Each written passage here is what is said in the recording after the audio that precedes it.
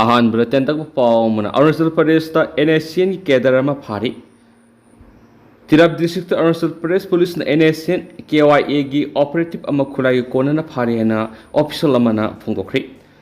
तिराप की superintendent of police सिंफोन फोंदोपगी असम राइफल्स पीरक पाउदगी स्टेट पुलिस की तिराप यूनिट डिस्ट्रिक्ट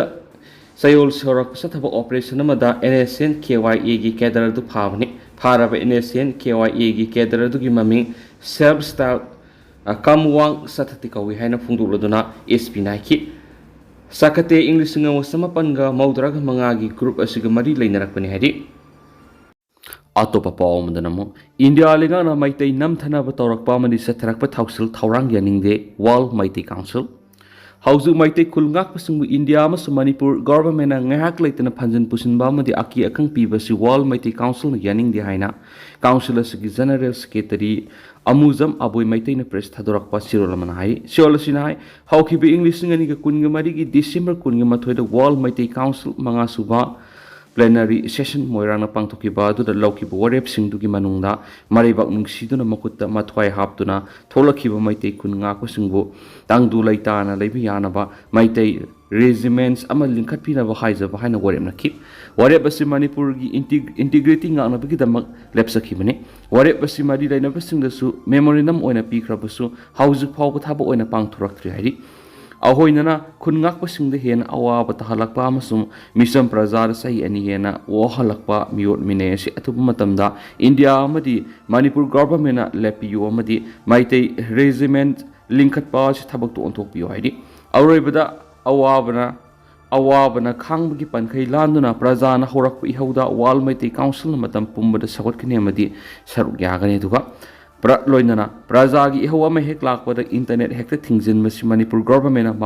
मतुंग तारकपदा तौबिदनब World Meitei Council Manipur unit नसु फोंदोरकली लोइनना वाल मैतै काउंसिल ना लौब वरेपसिंग असिदा काउंसिल असिगी Manipur unit Arunachal Pradesh unit Assam unit Goa unit Maharashtra unit Nagaland unit अमदि त्रिपुरा यूनिट नसु अमत ओइना पुना लेमिनारि हारि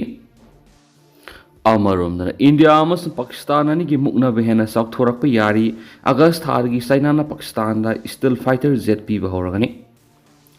पहलगाम थौदो मतुंग इंडिया अमसुं पाकिस्तान लेबानिगी मुक्नबसि अमुक्के हेना साउथोरकपा याना लेरि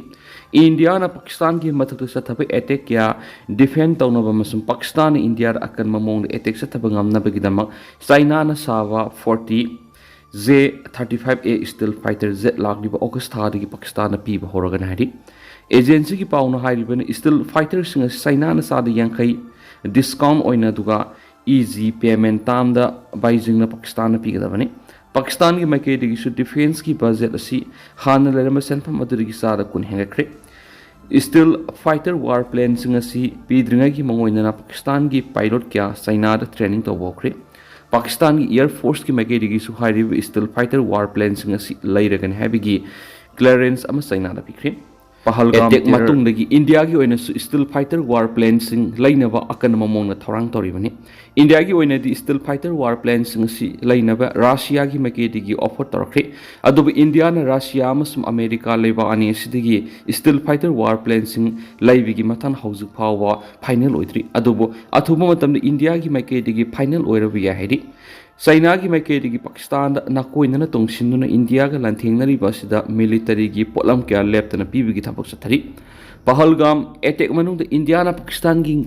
लमखै लांसिननबा टेररिस्ट के मथक सतखिबा ऑपरेशन सिंदूरदु डिफेंड तौनबा चाइना की मैकेदिगी पाकिस्तान Z-10 सी फाइटर हाइस्क्यू 9 एयर डिफेंस सिस्टम अमसुम PL-15 मिसाइल याउना चाइनीज की मैकेदिगी हार्डवेयर क्या सप्लाई तौखिबनी अदुबो हारिबा चाइना की मिलिटरी की पोलम सिंग अदु अयामना फेल ओइखिबनी मखा सथरकपो ओइना कांगला पाउ की एडिटोरियल मैम स्पेशल कंटेंट मोइना मैम थमजगे तंगदु लैताब पुरकनब होनबदा पॉजिटिव ओइबा थबक लोखटपा मथौ ताइ सेंट्रल गवर्नमेंट स्टेट असिदा पॉपुलर गवर्नमेंट थंबा पामली PR thamlibasi thamningduna thamba natte haina Union Home Minister Amit shah na yamna toina phongtokduna lakli loinana state asida leiriba tongan political party amadi CSO loop club amadi maira paibi singba sing yauna miyam puna mana popular government thamba pamli tabu popular government thamna bo hona bada apun bagi saktam ga compromise tabu yaro habisini ꯑꯄꯨꯟꯕꯒꯤ ꯁꯛꯇꯝ ꯊꯨꯒꯥꯏꯔꯒ illegal ꯏꯃꯤꯒ꯭ꯔꯦꯟ ꯁꯤꯟ ꯀꯨꯀꯤ ꯖꯧ narco ꯇꯦꯔꯣꯔꯤꯁꯁꯤꯡꯅ ꯃꯈꯣꯏ ꯈꯛꯇꯒꯤ ꯑꯣꯏꯕ ꯇꯣꯉꯥꯟꯕ ꯂꯩꯕꯥꯛ ꯖꯥꯂꯤꯡꯉꯝ ꯁꯦꯝꯅꯕ demand ꯃꯃꯥꯡ ꯆꯍꯤ ꯏꯪ 2023 ꯃꯦ 3 ꯃꯤꯇꯩ ꯃꯤꯌꯥꯝꯒꯤ ꯃꯊꯛꯇ ꯈꯪꯍꯧꯗꯅ ꯂꯥꯟꯗꯥꯔꯛꯈꯤꯕꯗꯒꯤ ꯉꯁꯤ ꯐꯥꯎꯕ ꯂꯣꯏꯈꯝ ꯅꯥꯏꯗꯕ ꯋꯥꯊꯣꯛ ꯂꯩꯔꯤ ꯁꯤꯟ ꯀꯨꯀꯤ ꯖꯧꯁꯤꯡꯅ ꯃꯅꯤꯄꯨꯔꯒꯤ ꯑꯄꯨꯟꯕ ꯁꯛꯇꯝ ꯊꯨꯒꯥꯏꯅꯕ ꯂꯥꯟꯗꯥ ꯆꯠꯊꯔꯛꯂꯤꯕꯁꯤꯒꯤ ꯃꯇꯥꯡꯗ ꯁꯦꯟꯇ꯭ꯔꯦꯜ ꯒꯣꯚꯔꯟꯃꯦꯟꯠꯀꯤ ꯃꯥꯏꯀꯩꯗꯒꯤ ꯃꯇꯝ ꯆꯥꯅ ꯂꯥꯛꯁꯤꯟꯗꯨꯅ ꯋꯥꯔꯣꯏꯁꯤꯟ ꯄꯨꯔꯛꯅꯕ ꯍꯣꯠꯅꯕꯒꯤ ꯃꯍꯨꯠꯇ ꯌꯣꯡꯂꯩ ꯃꯩꯔꯩ ꯅꯥꯏꯕ ꯃꯑꯣꯡ ꯆꯠꯊꯗꯨꯅ ꯂꯩꯔꯕ꯭ꯔꯥ ꯍꯥꯏꯕꯒꯤ ꯆꯤꯡꯅꯕ ꯂꯩꯕꯗꯒꯤ ꯃꯤꯌꯥꯝꯅ ꯁꯦꯟꯇ꯭ꯔꯦꯜ ꯒꯣꯚꯔꯟꯃꯦꯟꯠꯀꯤ ꯂꯨꯆꯤꯡꯕꯁꯤꯡꯗ ꯄꯦꯟꯗꯕꯒꯤ ꯈꯨꯜꯂꯥꯎ ꯂꯥꯎꯗꯨꯅ ꯂꯩꯔꯛꯈꯤꯕꯅꯤ ꯁꯦꯟꯇ꯭ꯔꯦꯜ ꯒꯣꯚꯔꯟꯃꯦꯟꯠꯀꯤ ꯃꯥꯏꯀꯩꯗꯒꯤ ꯂꯥꯟꯗꯥꯔꯛꯂꯤꯕ ꯂꯝꯍꯦꯟ ꯇꯨꯍꯦꯟꯕ ꯁꯤꯟ ꯀꯨꯀꯤ ꯖꯧꯅ ꯂꯩꯕꯥꯛꯀꯤ ꯑꯄꯨꯟꯕ ꯁꯛꯇꯝ ꯊꯨꯒꯥꯏꯅꯕ ꯍꯣꯠꯅꯔꯤꯕ ꯑꯁꯤꯒꯤ ꯃꯥꯌꯣꯛꯇ ꯀꯔꯤꯒꯨꯝꯕ ꯃꯤꯂꯤꯇꯔꯤ ꯀ꯭ꯔꯦꯛꯗꯥꯎꯟ ꯃꯇꯝ ꯆꯥꯅ ꯆꯠꯊꯗꯨꯅ ꯄꯔꯥ ꯇꯝꯕꯤꯔꯝꯕ ꯊꯣꯛꯂꯕꯗꯤ ꯂꯩꯉꯥꯛꯀꯤ ꯊꯧꯁꯤꯜꯗ ꯃꯤꯌꯥꯝꯗ ꯃꯄꯨꯡ ꯐꯥꯅ ꯀooperation ꯄꯤꯔꯝꯒꯅꯤ ꯃꯁꯤꯒꯤ ꯑꯣꯟꯅ ꯇꯩꯅꯕꯗ ꯑꯈꯟꯅꯕ ꯁꯦꯀ꯭ꯌꯨꯔꯤꯇꯤ ꯐꯣꯔꯁ ꯑꯃꯅ ꯂꯥꯟꯗꯥꯔꯛꯂꯤꯕ ꯏꯂꯤꯒꯦꯜ ꯏꯃꯤꯒ꯭ꯔꯦꯟꯠꯁꯤꯡꯒ ꯂꯦꯡꯒꯣꯟꯅꯗꯨꯅ ꯄꯨꯟꯅ ꯆꯠꯃꯤꯟꯅꯕ ꯑꯃꯗꯤ ꯄꯨꯟꯅ ꯂꯟꯕꯟ ꯁꯥꯃꯤꯟꯅꯕꯒ ꯂꯣꯏꯅꯅ ꯈꯨꯜ ꯉꯥꯛꯄ ꯃꯤꯇꯩ ꯑꯃꯗꯤ ꯈꯨꯟꯖꯥꯁꯤꯡꯒꯤ ꯃꯊꯛꯇ ꯄꯨꯟꯅ ꯑꯦꯇꯦꯛ ꯇꯧꯃꯤꯟꯅꯔꯦ ꯍꯥꯏꯕꯒꯤ ꯋꯥꯊꯣꯛꯁꯤꯡ ꯂꯩꯈꯤꯗꯕ ꯅꯠꯇꯦ ꯆꯩꯔꯛꯁꯤꯗ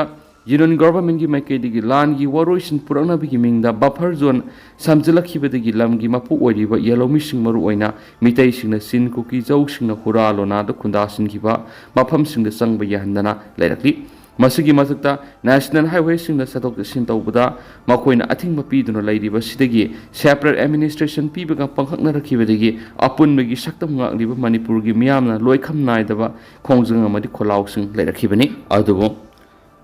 ꯑꯗꯨꯕꯨ ꯁꯦꯟꯇ꯭ꯔꯦꯜ ꯒꯣꯚꯔꯟꯃꯦꯟꯠꯅ ꯋꯥꯊꯣꯛ ꯑꯁꯤꯒꯤ ꯋꯥꯔꯣꯏꯁꯤꯟ ꯄꯨꯔꯛꯅꯕ ꯊꯧꯗꯥꯡ ꯂꯧꯔꯤ ꯍꯥꯏꯔꯕꯁꯨ ꯋꯥꯔꯣꯏꯁꯤꯟ ꯄꯨꯔꯛꯄ ꯉꯝꯗꯅ ꯂꯩꯔꯤꯕꯁꯤ ꯂꯥꯏꯕꯛ ꯊꯤꯕꯅꯤ ꯂꯩꯕꯥꯛ ꯊꯨꯒꯥꯏꯅꯕ ꯂꯥꯟꯗꯥꯔꯛꯈꯤꯕꯁꯤꯡ ꯑꯃꯗꯤ ꯃꯔꯩꯕꯥꯛꯀꯤ ꯑꯄꯨꯟꯕ ꯁꯛꯇꯝ ꯉꯥꯛꯂꯤꯕꯅꯤꯒꯤ ꯃꯔꯛꯇ ꯋꯥꯔꯤ ꯁꯥꯅꯔꯒ ꯋꯥꯔꯣꯏꯁꯤꯟ ꯄꯨꯔꯛꯀꯅꯤ ꯍꯥꯏꯔꯤꯕ ꯊꯤꯑꯣꯔꯤ ꯑꯁꯤꯃꯛꯇꯤ ꯄꯦꯟꯅꯤꯡꯉꯥꯏ ꯑꯣꯏꯗꯦ ꯊꯧꯑꯣꯡ ꯑꯁꯤꯗ ꯌꯦꯛꯅꯕꯗ ꯀꯣꯛ ꯅꯣꯟꯕ ꯑꯃꯗꯤ ꯌꯣꯡ ꯇꯜꯒꯦꯟꯒꯤ ꯋꯥꯌꯦꯜꯒꯤ ꯊꯧꯑꯣꯡ ꯆꯠꯊꯅꯕ ꯁꯤꯜꯂꯤꯕ꯭ꯔꯥ ꯍꯥꯏꯕꯒꯤ ꯆꯤꯡꯅꯕ ꯂꯩꯇꯕ ꯅꯠꯇꯦ ꯃꯤꯌꯥꯝꯒꯤ ꯃꯐꯝꯗ ꯂꯩꯔꯤꯕ ꯆꯤꯡꯅꯕꯁꯤꯡ ꯑꯁꯤꯅ ꯑꯃ ꯑꯣꯏꯔꯒ ꯁꯦꯟꯇ꯭ꯔꯦꯜ ꯒꯣꯚꯔꯟꯃꯦꯟꯠꯀꯤ ꯃꯥꯏꯀꯩꯗꯒꯤ ꯀꯨꯀꯤꯁꯤꯡꯒꯤ ꯗꯤꯃꯥꯟ ꯄꯤꯕ ꯌꯥꯔꯣꯏ ꯃꯅꯤꯄꯨꯔꯒꯤ ꯑꯄꯨꯟꯕ ꯁꯛꯇꯝ ꯀꯩꯗꯧꯉꯩꯗ ꯀꯥꯏꯍꯜꯂꯣꯏ ꯍꯥꯏꯕꯒꯤ ꯊꯥꯖꯕ ꯄꯤꯔꯤꯕꯁꯤ ꯀꯗꯥꯏ ꯐꯥꯎꯕ ꯊꯥꯖꯕ ꯂꯩꯒꯗꯒꯦ ꯍꯥꯏꯕꯁꯤꯅꯤ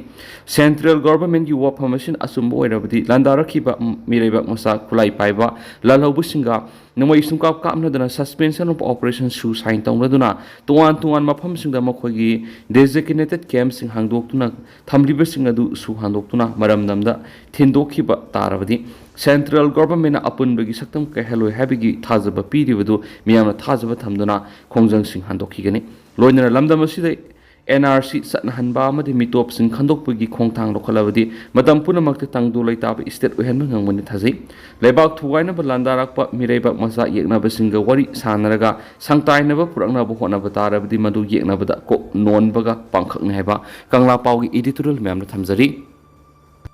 ꯂꯣꯏꯁꯤꯜꯂꯛꯄ ꯑꯣꯏꯅ ꯇꯦꯟꯗꯛꯄ ꯄꯥꯎ ꯑꯃꯅ ꯁꯦꯟꯕꯥ ꯆꯍꯤ ꯏꯪ 2015ꯒꯤ ꯄꯣꯂꯤꯁꯤ ꯂꯣꯟ ꯂꯨꯄꯥ ꯀ꯭ꯔꯣꯔ 9 ꯍꯦꯟꯅ ꯌꯦꯟꯊꯣꯛꯈ꯭ꯔꯤ ꯆꯠꯂꯤꯕ ꯁꯦꯟꯕꯥ ꯆꯍꯤ ꯏꯪ 2015ꯒꯤ ꯑꯣꯏꯅ ꯇ꯭ꯔꯦꯗꯤꯁꯅꯦꯜ ꯂꯥꯏꯐ ꯏꯟꯁꯨꯔꯦꯟꯁꯀꯤ ꯄꯣꯂꯤꯁꯤꯒꯤ ꯃꯅꯨꯡꯆꯟꯅ